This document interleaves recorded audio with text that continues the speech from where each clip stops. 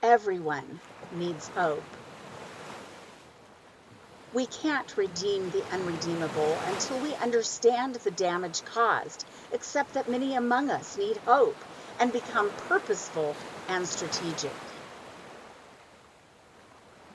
Learning about the damage will be painful for some, so let's be prayerful for others around us.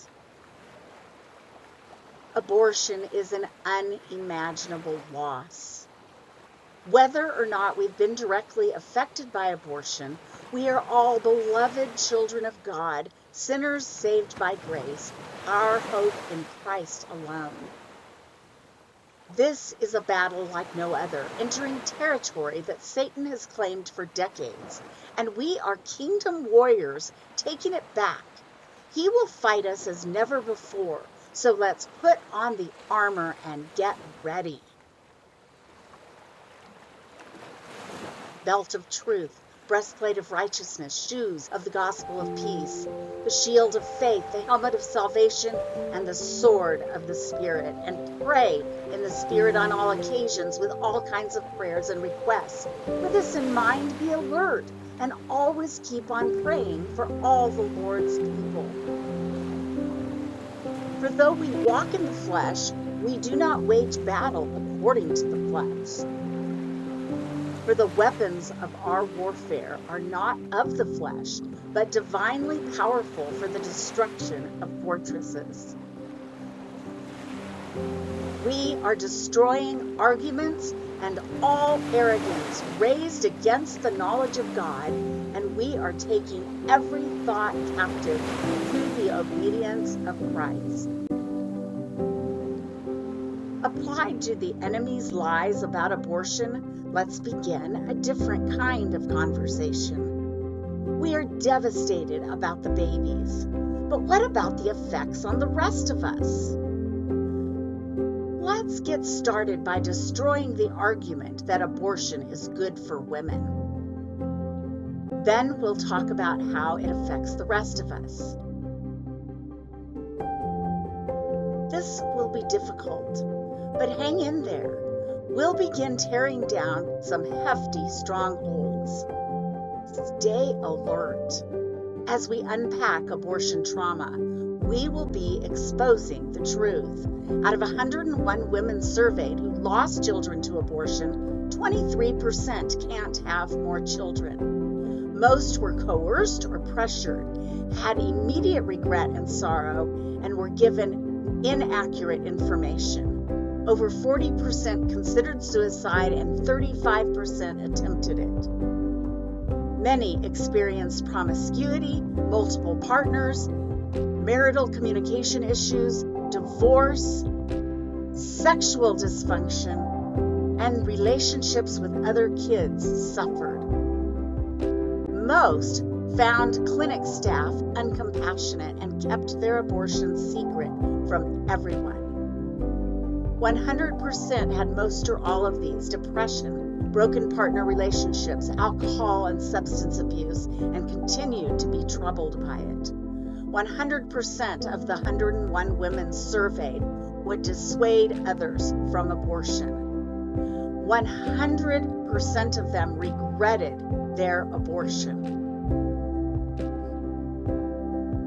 There have been over 650 worldwide scientific studies compiled by meta-analysis and complications, abortion's impact on women, rigorously researched and scientifically documented. Let's look at the big picture, beginning with worldwide societal fallout, including higher maternal and infant mortality, missing girls from sex selection, higher crime rates, and lack of right of informed consent.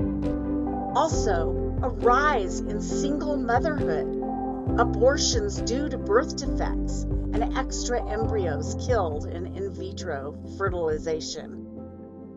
What about the medical fallout? Things like pain during abortion, the abortion breast cancer link, infections, injury, infertility, premature birth of future babies, future miscarriage, autoimmune disorders. And then the psychological and social impact. After abortion, women are more likely to never marry later, divorce, or separate. They're more likely to engage in child abuse and neglect and experience more intimate partner violence. They have much higher rates of depression, anxiety, suicide, substance abuse, and nearly half of them will have at least one more abortion. Nearly 10% of all mental health problems in women are from abortion alone. What about the effects of abortion on men? Rage or anger, risk-taking behaviors, spousal emotional abuse, inability to trust, helplessness, and among all these, lost sense of manhood. Others affected are grandparents, siblings of the woman or man or of the aborted child, friends, workers in abortion clinics, society at large, future generations, and churches. Siblings of an aborted child may experience guilt or self-hatred, hostile frustration, scapegoating, rage, aggression from their parents. Abuse often becomes generational. What is the biggest tragedy of the past 4 generations in America? Satan, the father of lies, has told the mother of lies it's acceptable to kill our babies. Satan's dirty secret number 1 regarding abortion is the destruction to the living victims. Should we fight against this? You betcha. But let's focus our greatest efforts where the biggest problem lies, which is in the church. Shh, it's a secret. A 2014 study by Guttmacher of more than 8,000 women at the time of their first abortion found that 54% identified as Christians. A 2016 study by Lifeway Research surveyed over 1,000 women who had abortions and their views on the church. 70% identified as Christian. 37% attended church regularly at the time of their first abortion. 35% currently attended church once a week or more. 66% felt church members were more likely to gossip than to help. More than half told no one at church about their abortion. We fight it in the world, while we secretly do it more. We must break the silence. We must talk about it. Satan's dirty secret number 2 is that we have a bigger problem in the church than in the world. And by our silence, the church perpetuates abortion. Destroying arrogance means that of over 60 million abortions in the U.S., Christianity is responsible for 32 million to 42 million. More than 1 child of a Christian dies by abortion every minute in the U.S. Why is this happening? It feels safer to go to Planned Parenthood for help than the church. Destruction of fortresses means new battlefield tactics, like a different kind of conversation.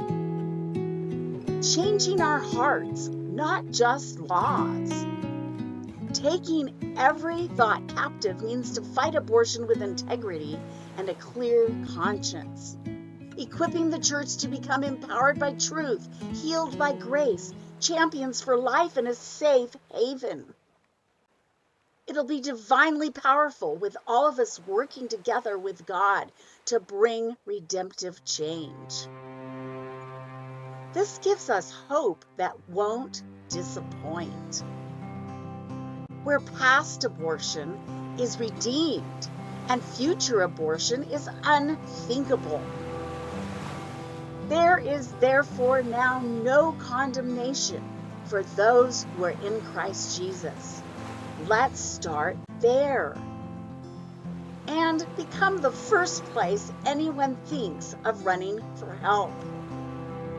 We can become certified safe churches with a safe culture of hope and grace. We can get equipped and be the solution. Our mission is equipping the local church to become a safe haven that proactively champions the sanctity of the human body and life and redemptively heals those wounded by sexual sin or abortion. Allow us to equip your congregation